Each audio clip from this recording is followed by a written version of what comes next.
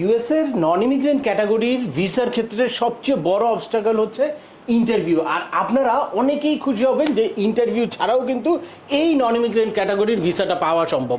তো সেক্ষেত্রে কারা কিভাবে ইন্টারভিউ ছাড়া ভিসা নিতে পারে এই রিলেটেড আমার পূর্ণাঙ্গ একটা ভিডিও আছে। এই নন ইমিগ্রেন্ট ভিসার ইন্টারভিউ ওয়েবার সংক্রান্ত নতুন একটা আপডেট এসেছে।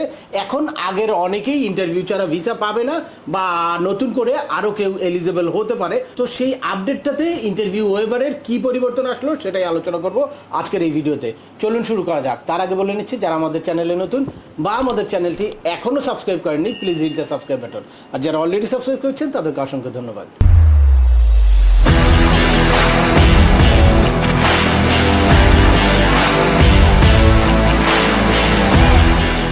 বিজনেস টিপস 360 চ্যানেলের পক্ষ থেকে আপনাদের সবাইকে স্বাগত জানাই। আমি সিএম আমিনুল বাহার। আমাদের এই চ্যানেলে ইউএসএ, কানাডা, অস্ট্রেলিয়া, ইউকে সহ ইউরোপের বিভিন্ন দেশের ভিজিট, পড়াশোনা, ওয়ার্ক পারমিট এবং বিজনেস ম্যানেজমেন্ট সংক্রান্ত ইউজ আপডেটেড ইনফরমেটিভ ভিডিও আছে। আপনারা যারা যেই টপিক্স ইন্টারেস্টেড দয়া করে ওই রিলেটেড সকল ভিডিওগুলো দেখবেন। এরপর ছোটোখাটো প্রশ্ন থাকলে ভিডিওর নিচে কমেন্টস করবেন। আর তারপরেও একান্ত কোনো ব্যক্তিগত পরামর্শ বা আমাদের কোনো সার্ভিস নিতে চাইলে ডিসক্রিপশানে থাকা হোয়াটসঅ্যাপ নম্বরে অ্যাপয়েন্টমেন্ট বুক করে সরাসরি যোগাযোগ করতে পারেন। অ্যাট দ্য সেম টাইম আমাদেরকে ইমেল করতে পারেন এবং আমাদের ইউটিউব ও ফেসবুক পেজগুলো ফলো করে সবসময় আমাদের সাথে যুক্ত থাকতে পারেন।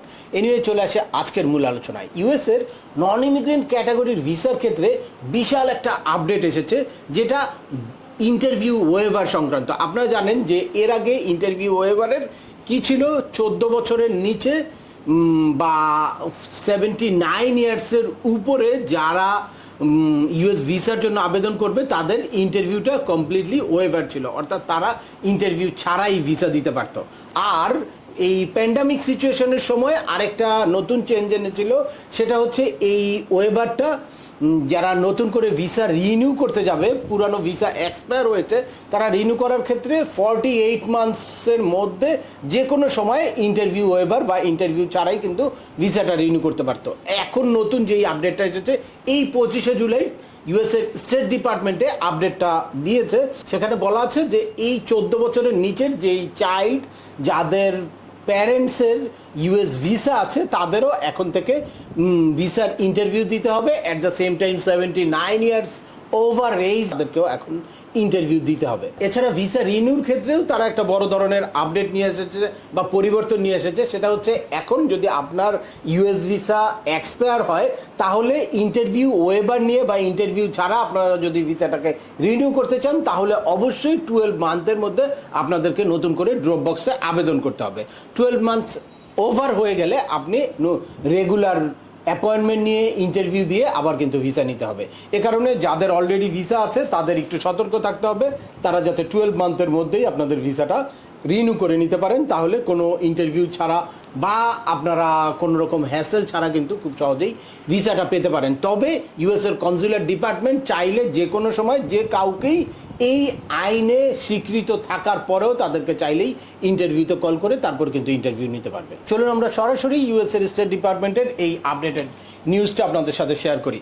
এই যে দেখতে পাচ্ছেন 25 জুলাই 2025 এই ইন্টারভিউ এবার আপডেটটা এসেছে, আপনারা দেখছেন। এখন আমরা দেখি এটা কবে থেকে এফেক্ট হবে। এই যে effective September 2, 2025 the department of state will update the categorize of applicant that may be eligible for a waiver of non-immigrant visa interview. All non-immigrant visa applicant, including applicants under the age of 14 and over the age of 79, will generally require an in-person interview with a consular office except মানে কারা ছাড়া এই যে দেখতে পাচ্ছেন applicants classification under the visa symbols A1, A2, C3, এছাড়াও এই যে G1, G2, G3, G4 NATO এ ধরনের ভিসার ক্যাটাগরিদের ইন্টারভিউ লাগবে না।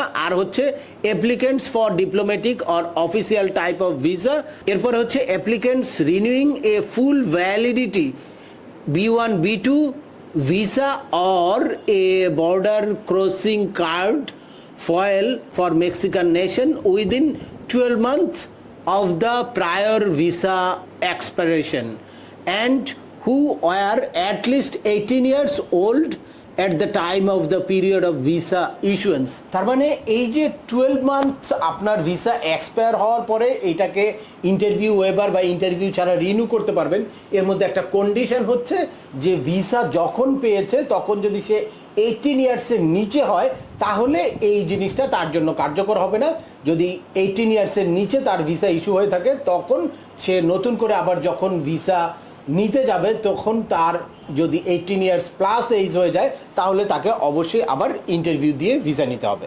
এর বাইরেও আরও 3টা কন্ডিশন আছে, এই 3টা কন্ডিশন অবশ্যই আপনাকে ফুলফিল করতে হবে যদি আপনি ইন্টারভিউ ছাড়াই ভিসাটাকে রিনিউ করতে চান। এই যে দেখেন, নাম্বার 1 আছে applicant in their country of nationality or residence. Number 2 হচ্ছে have never been refused a visa under such as refusal was overcome or waived and have no apparent or potential ineligibility। অর্থাৎ আপনাকে 3টা জিনিস অবশ্যই fulfil করতে হবে। এক হচ্ছে আপনি কান্ট্রি অফ রেসিডেন্ট, যেই দেশের ন্যাশনালিটি আছে সেখান থেকে ভিসার আবেদনটা করতে হবে। সেকেন্ড হচ্ছে আপনার কিছুতেই ভিসা রিফিউজ বা ভিসা ওয়েভ হয় নাই এরকম একটা হিস্ট্রি থাকতে হবে। At the same time last যেই কন্ডিশন সেটা হচ্ছে কোনো কারণে আপনি ভিসার জন্য ইনএলিজিবল হন নাই বা ইনএডমিসেবল হন নাই, তাহলেই আপনি এই ভিসাটাকে ইন্টারভিউ ছাড়া রিনিউ করতে পারবেন। এই নতুন আপডেটটা যেহেতু 2 সেপ্টেম্বর 2025 থেকে কার্যকর হতে যাচ্ছে, সুতরাং আপনাদের যাদের অলরেডি ভিসা রিনিউ করার জন্য আপনারা ওয়েট করছেন, 48 মান্থসের কাছাকাছি হয়ে গেছে, তারা এখনই আপনারা ইন্টারভিউ ওয়েবার নেওয়ার জন্য আপনারা কিন্তু এখনই ড্রপবক্সে আপনাদের ভিসার অ্যাপ্লিকেশনটা করতে পারেন। এছাড়াও আপনাদের চাইল্ড, যাদের ইউএসের ভিসা আছে তাদের কোনো চাইল্ড যদি বিলো 14 ইয়ার্স এজ থাকে তাহলে তারাও কিন্তু এখন দ্রুততম সময়ে কি করতে পারে, এই ইন্টারভিউ ওয়েবারের জন্য আবেদন করতে পারে, অর্থাৎ ড্রপবক্সে ইউএস ভিসার জন্য আবেদন করতে পারে। এবং 79 ইয়ার্স প্লাস ওভার এইজ যাদের আছে তারাও কিন্তু ভিসার জন্য আবেদন করতে হলে এখনই কিন্তু ড্রপবক্সে আবেদন করতে পারেন। তাহলে আপনারা এতক্ষণের আলোচনায় নিশ্চয়ই ইন্টারভিউ ওয়েবারের যে আপডেটটা সে ব্যাপারে একদম ক্লিয়ার একটা ধারণা পেয়েছেন। তারপরেও আপনাদের যদি এই সংক্রান্ত কোনো রকম কোনো প্রশ্ন থাকে অবশ্যই আমাকে কমেন্টস করে জানাবেন। আর ভিডিওটি ভালো লাগলে বা তথ্যবহুল মনে হলে লাইক দিয়ে আপনার বন্ধুদের মাঝে শেয়ার করে দিবেন যাদের এই ইনফরমেশনগুলো অত্যন্ত প্রয়োজন। আবার দেখা হবে নতুন কোনো গুরুত্বপূর্ণ টপিকস নিয়ে। সে পর্যন্ত সবাই ভালো থাকবেন, সুস্থ থাকবেন এবং আমাদের চ্যানেলের সাথেই থাকবেন। আল্লাহ হাফেজ।